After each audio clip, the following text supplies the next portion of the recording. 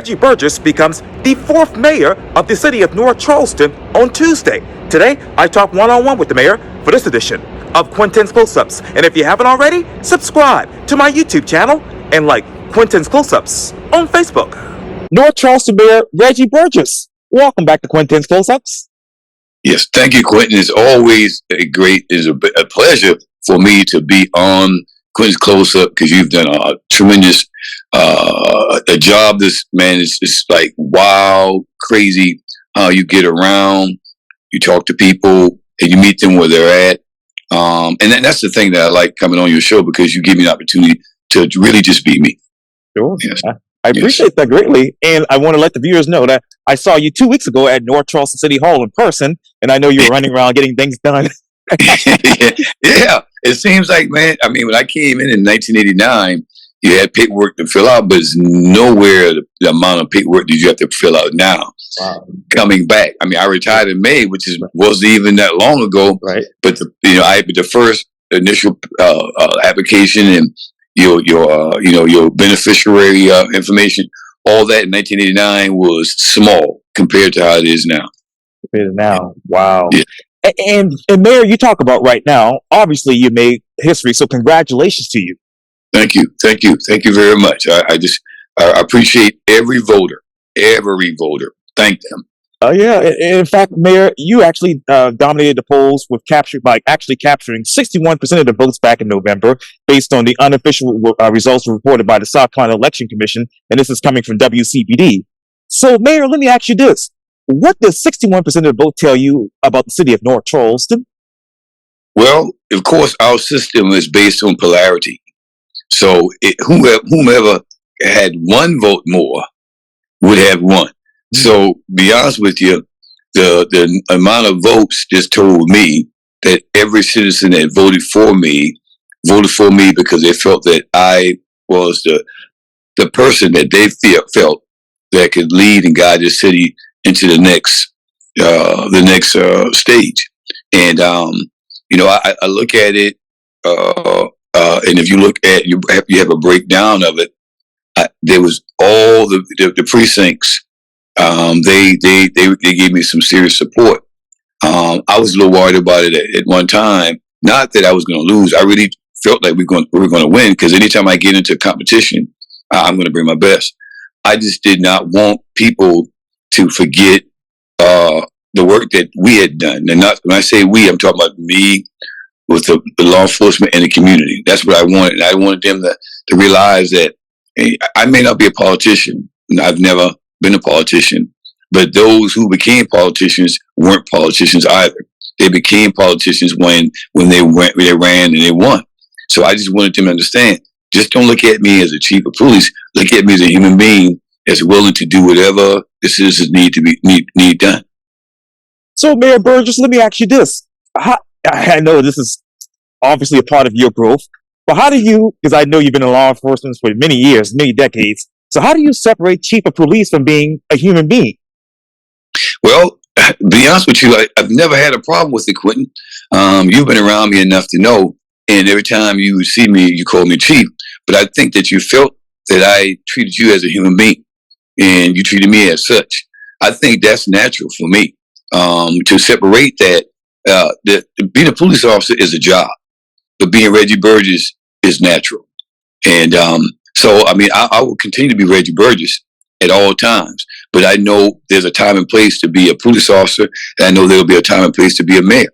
And when I go into grocery stores now, yes, or I go into like mom and pop stores, or I go to Bertha's Kitchen, or I go to just a five and dime store, man, folks see me all the time, and I don't even know these people, and they just say, "Hey, congratulations, I voted for you."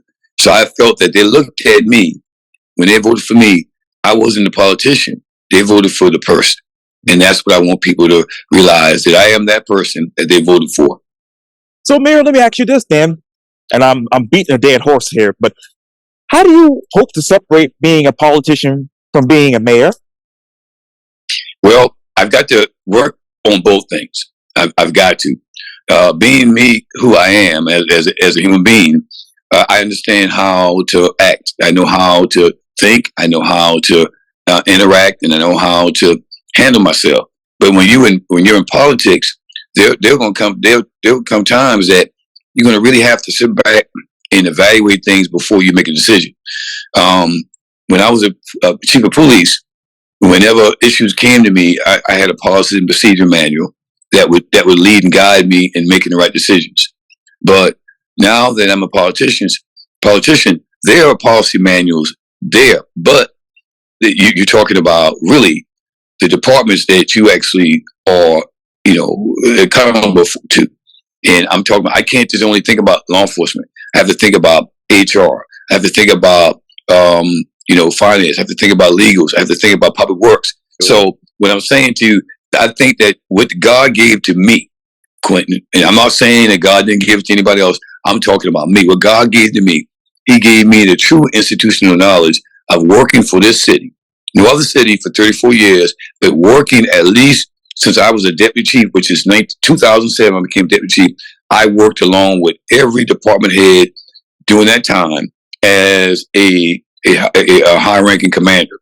So in other words, I knew who was the finance director back in the 80s. I knew who was the finance director in the 90s. I knew who's the finance director right now. I know basically because I've been here. And that's the thing that God gave me. He gave me the institutional knowledge by giving me history. That history that I have gotten along the way has helped me to know and understand where we were and where we're at now and where we need to go. And then also too, working under all three mayors that the city has seen, all three elected mayors, Mayor Bowen, Mayor Quintin, and Mayor Summey. I work under those folks, So yeah, I really think that they made adjustments. I learned, I saw what they did. I could do the same. Okay, so let me ask you this. How do you hope to evaluate each department, and what do you need to evaluate now when it comes to those departments? Well, the evaluation stage is I am going to actually get with each department head in the city. We have about 18 to 20 department heads, and we have a couple of sub-departments. What I want from them, of course, because I know all of them. I know them by first names. I know their families, everything. I've been around them for many, many years. What I always ask of them is I want them to do a SWOT analysis of strength, weaknesses, opportunity, and threats. I want them to evaluate not only themselves, but evaluate their department. So that way I can actually get a better understanding of some of the things that they see that they're doing well for the citizens, and some of the things that they believe that they can do better. And then some of the things that they're doing or have been doing for a while that simply don't work, and they would like to go another direction. See, because I may not know what Rob Jarrett, who's the finance director, what he's actually doing. I know his job description, but I may not know exactly what he's doing. But when I asked him to do me get a SWOT analysis done, now I can understand more of what Rob Jarrett is trying to do based on what he sees in his department. So I can help him as the mayor to actually, I can help him to provide the assistance that he needs. And then I also can help mentor and lead and guide him in the right direction, because I too was a department head and I ran the biggest department with the biggest budget. So, yeah, I just believe that that I've gotten along the way. And the second question was? Well, let me ask you this then, Chief. When it comes to the two biggest departments right now in the city of North Charleston, which is the police department and the fire department, how do you evaluate that going forth? Do you see yourself eventually creating a public safety department? Well, that's good. That's a good. How you say it? A good guess, I would say, Quintin, because you're 100% right. I'm looking at somebody that actually can mold and work with the public safety officers, and the public safety officers are police, fire, and code enforcement. So I would like a person to really take a good look and evaluate the services, also evaluate the budgets that each department has, so that way we can be in line with doing the things that we need to do mostly, and then also have something there that we can use to do the things that the departments would like to have to do. Because you got to realize this with the budgets, it has to be two things that, I've been told since I've been here, and especially since I've been doing the budget: imperatives and desirables. When you create your budget, you need to put in your budget the things that you know you need to have, and then, which is imperative, and you need to have a small list of the desirables, things you would like to have.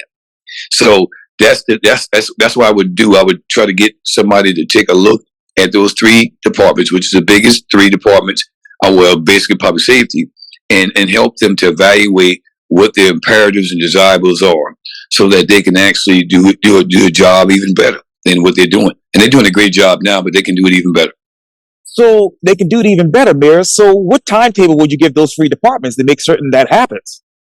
Oh, well, there's really no timetable on that, because they're doing real well. I mean, look at our police and fire departments. Both of us are nationally accredited, so that means that we're actually following the best practices and the best guidelines, and we have a real strict policy procedure manual. Code enforcement, they may need a little bit more, and only because they may need more structure based on what the other departments are doing. So, in other words, we don't have to go to Boston or Chicago or Philadelphia like I've done before, or DC. We have the best practices right here when it comes to organization structure. So I would take a look at code enforcement. They may have a good structure. If they don't, then we will actually work with them to bring them in line. Because I would like to have the code enforcement department be accredited as well, within the cities and towns of the state, or even nationally. Okay. So what timetable would you want to have that take place? Well, as we go through things, Quintin, we'll take a look at it, and then once we get some feedback, and after we evaluate it, then we'll know exactly right then what we need to do. If you rush into something simply because you want to do it, that's not fair to not only the leadership but the subordinates as well. So we have to have a buy-in and get people to say, "Hey, yeah, we want to do these things, or we want to get better at this." And when they say those things, or come up to us and express that, then we need to look at it and say, okay, these are some of the things, the best practices in other cities. That's why we brought the real-time crime center. I went to Charlotte, Mecklenburg. Right. They have a superior real-time crime center. And before I actually brought it before the mayor, I asked city council. We took 4 city council members up there, and they did a tour for 2 to 3 hours. They saw it for themselves, and they said, this can help us. So that's what I would do. I would not go into a department and say, oh, you're going to change. No, I would see what they're doing, and if they have a need for change, then we will evaluate together what's the best course of action to take to make the changes. Now, going back to code enforcement, Mayor, let me ask you this then. How much money do you have in the budget right now? Our budget this year, started this year, which our budget is fiscal. It starts July 1, ends June, the last day of June of the next year. So what happens is, I think the city of North Charleston budget was $169 million this year. So you take $44 million out of that, and then, and of course you do your math, and you see that the police department has a big percentage, in the fire department and other departments. So I'll say this: change is good when it's needed, but I truly believe in getting people involved with the change, Quintin. I truly believe that, getting people involved. And I want to get back to about the budget in just a second, Mayor. But you talked about getting people involved. So obviously you're going to be mayor here in a couple of days, January 2nd. Yeah. So, Mayor, let me ask you this. How do you hope to get responsible people around you so that you can make certain that these expectations are met? Well, you can't lead in a closed door. You can't lead on a telephone. You can't. You have to be there. For example, you a journalist. If I ever had that mindset that I want to be, a journalist, I would hang around you. I'm serious. I would, because and ask the hard questions. I would, Quintin, because to be honest with you, I mean, you go out You go out to places that other people don't want to go. Yeah. You talk to people that folks don't want to even look at, and you get involved. But when you talk about something, you have a real, feeling and understanding about it. So that's what I'm saying when I talk to you about, working with the department heads. That's why I would be with them and in their departments to get a good sense and a good, evaluation of what the department really, really needs. And then when we start sitting at the table to talk about issues, now I really can say I'm not with them every day, but I've got a sense of what's going on because I'm spending quality time with them. Yeah. Yeah. Okay. Yeah. And going back to the budget for obviously code enforcement, how much extra money is left in the budget for the entire city budget so that you can actually help the code enforcement get to where they need to be as far as that structure you mentioned earlier? Right. Well, what happens is we have three revenue streams in the city of North Charleston. Property taxes is one. That's 44%. Business license, that's 22%. And then local option sales taxes, that's 12%. So basically, our finance department would actually take a look at how the revenue streams are looking for the year coming up, and they can anticipate how much revenue that we're going to get. So in other words, our budget is $169 million, but our revenue streams could be $250 million. So in other words, that's why, if you notice, Quintin, City of North Charleston is always in the black most times because we get a lot of money in and we operate a budget that's comparable to what our revenue streams are looking at. So, but there's only a certain amount of money in 169 million that's going to go around.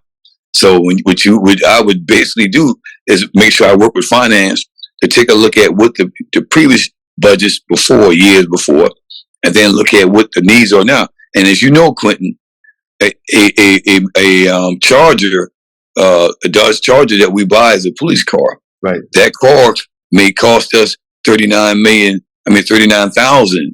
for the last year budget, but the economy may drive it up to $41 million and $41,000. Right. So that's the thing that you have to understand. You have to understand the market, understand the interest rates. You have to understand a lot of things that play into the highs and the lows of how the cost of something would be. I mean, uniforms have arisen.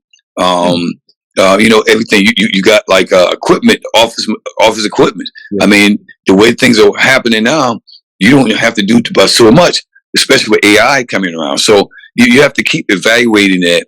And then if you evaluate it in the right way, even if you may let's say I bring a $50 million budget, but finance states that I have to be between 41 and 45 million. Yeah. So I need to get my stuff together. So I have to say, hey, these are things that I desired.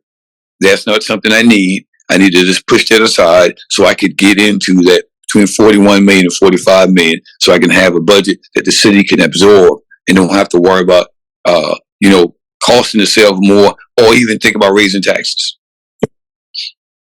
What are the things that you desire right now, and what are the things that you actually need for the city that can be within the city's budget?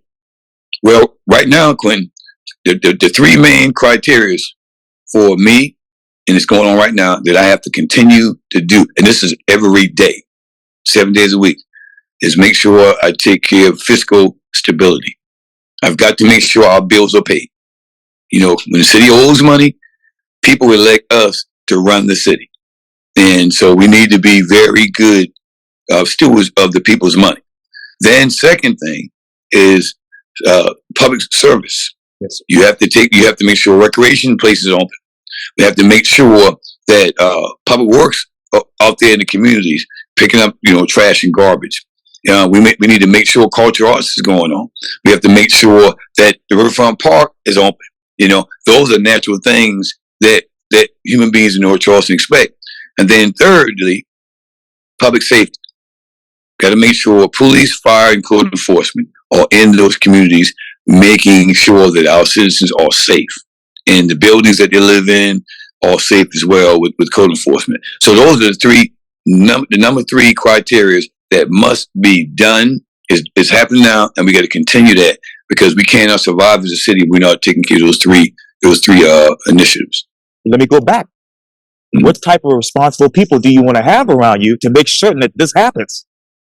open-minded people, open-minded people, people who are thinking about service, people who are thinking about what can I do to make sure Miss Thomasina that lives on Union Heights, that her sidewalks are good, or making sure that the folks at Boeing, that they're having the things that they need to have to make sure that enterprise is working.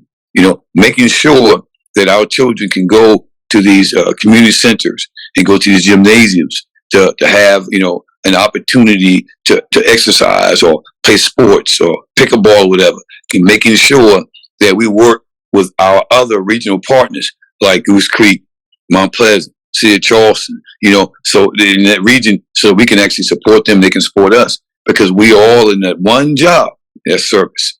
And that's the number one thing. I want an open-minded, service-oriented person that work with me all the time, because you may not get it right, but an open-minded, service-oriented person will attempt to make sure things are done right. So what open-minded people do you have now going into your office to make certain that happens? Oh, we've got right now, because I'm going to put out my transition team soon.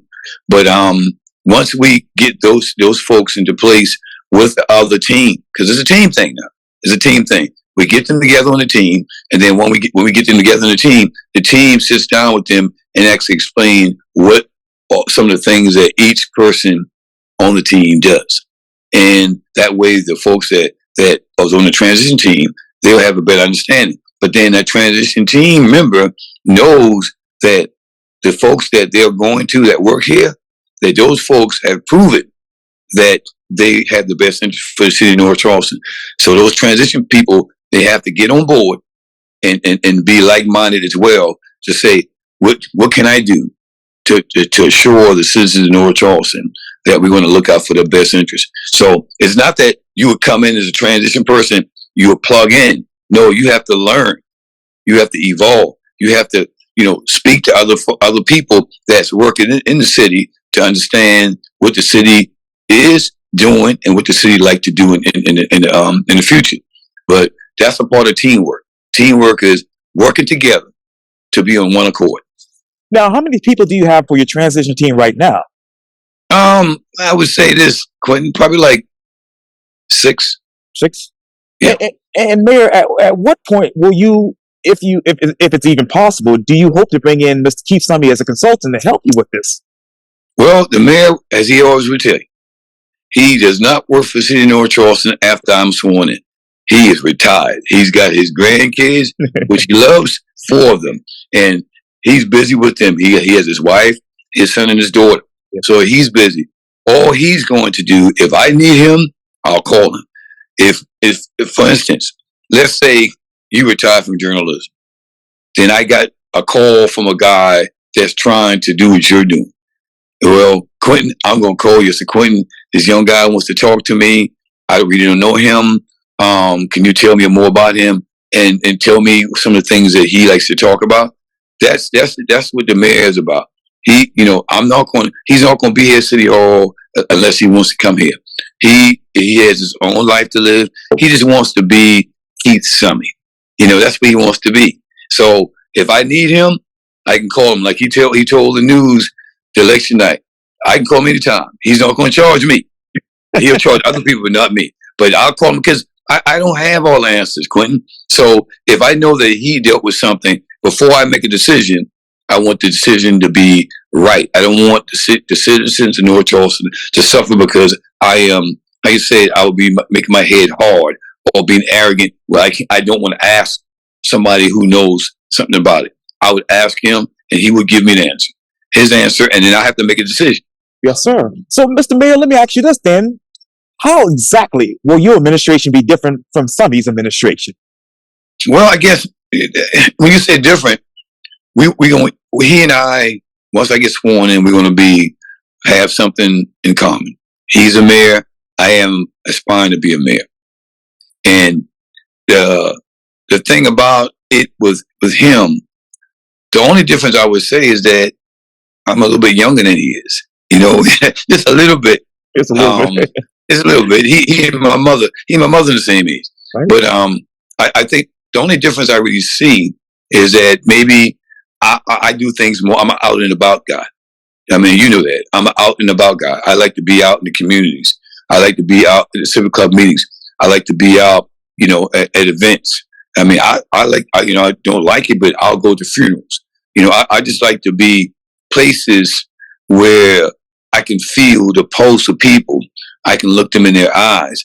I can talk with them, and they can give me some information, because I like to listen to people. Because when I listen, man, I learn so much.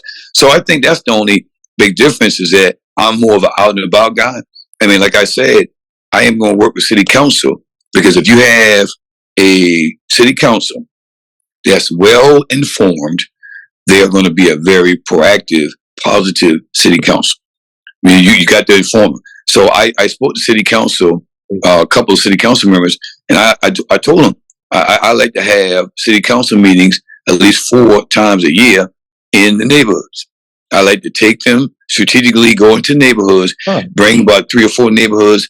Let's say we preferably go to a high school, to a gymnasium. We set it up, get the cameras, we can videotape, audio tape, and we have the citizens from those neighborhoods come in and sit down and see it instead of coming to City Hall. There's nothing wrong with City Hall, but I like to take the government to the people.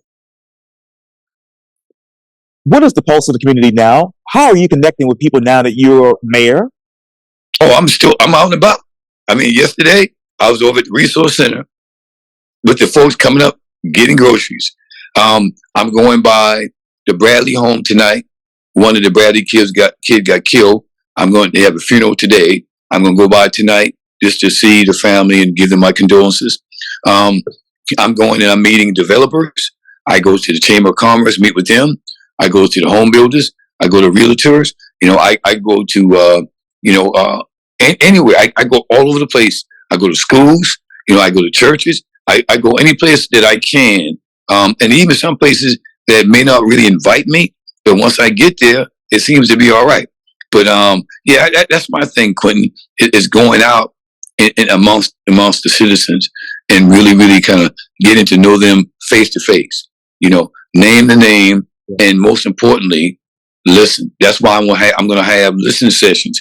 When I have those listening sessions at the civic club meetings, I am going to bring in some department heads, because a lot of citizens don't even know who the department heads are.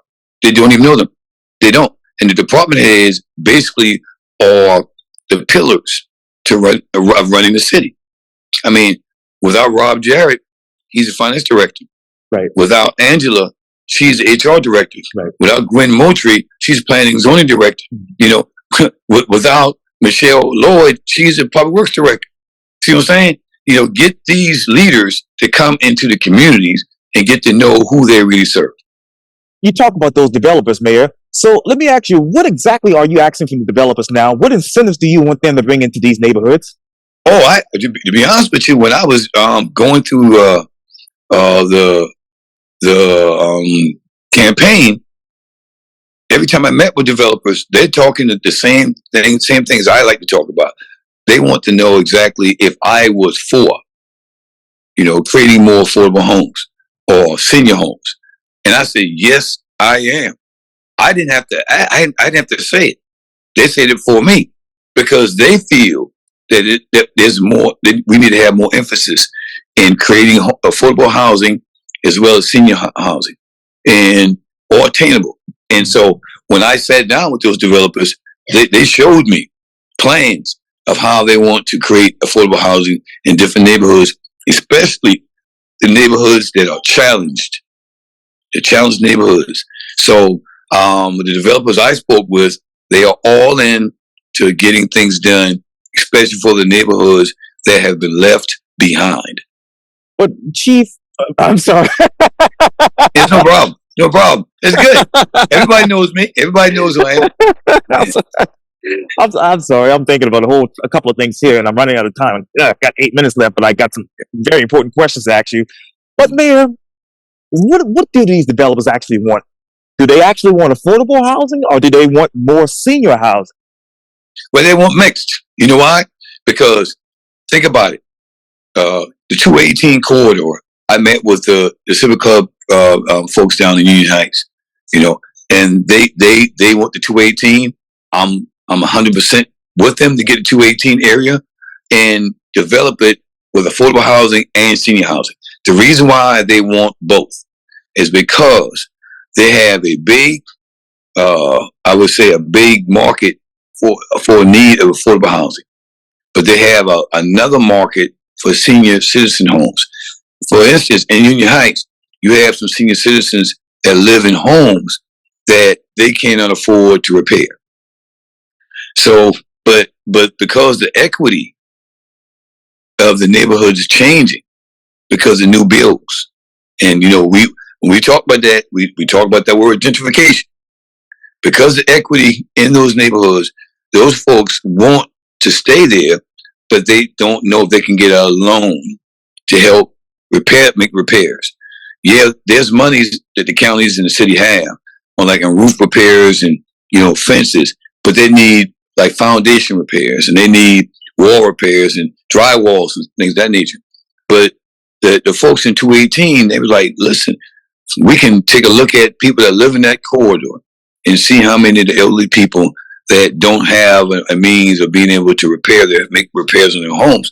They can sell their homes, and when they sell their homes, they can actually take that money and put it into the new senior citizen home. And guess what? They can build it the way that they want it built. They want a 2-bedroom, 1 level with ramps, and with areas in the house that they can walk through and don't have any issues. They just give them opportunity to make a decision what's best for them. And that's what I love about the developers, the nonprofits.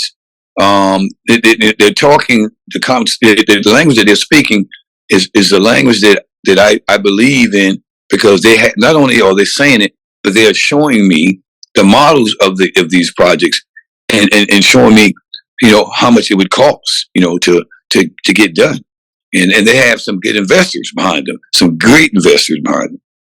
But Chief, with those models, how do you make sure those models matches the city's models so that these people can stay where they're living and not be gentrified? That's a good question, Quintin. I am not going to take something from the city of North Charleston and change it just because, as a mayor, you think it needs to be done. But I will say this, Quintin.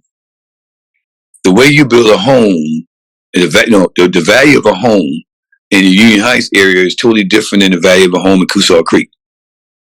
So I want the same building to be there in Union Heights, but we have to look at our ordinances and our zoning laws. If we can build duplexes that can house 2 families that need affordable housing, and the zoning law says no, that's not the correct zoning, then I think, Quintin, we need to look into that, right? To say, if we can get, and these families already got this paperwork done, and they want the duplex, then let's help the people help themselves. I just think there's some of our, we need to take a look at some of our zoning, laws and bylaws and say, hey, maybe we need to make an adjustment when it comes to the new builds, when it's definitely for affordable housing people, as long as the building material is 5-star, like it would be in Coosaw Creek. If we can build a duplex, that happened right on Liberty Hill with the Charity Foundation. They want to build a duplex on LeQ in Leicester, but the zoning law said they only can build a single family. They had 2 families ready to move in. So I think we need to look at the true need of affordable housing and work around, what we would basically say, this is the only thing. We created, we can actually kind of work around it. So, Mayor, let me ask you this then. How could you actually create those duplexes without driving these people out of their neighborhoods? Oh, no, we're not driving. No, driving. No. Right, of course not. Yeah, no. Without driving the prices up for homes and all that stuff. Yeah, sometimes when you have new builds, that's how gentrification comes. And when you have new builds bring equity, which is great, because that means the house that you have there, it's going to be more valuable, the property. But it hurts because the taxes go up. Now, see, there are 5 cities in South Carolina that has what we call the Bailey Bill. It freezes your taxes. Like right now, if you lived in an area like that and you couldn't afford, your taxes would be frozen today for 20 years. All you have to do is make sure your roof and your aesthetics in your house is up to par.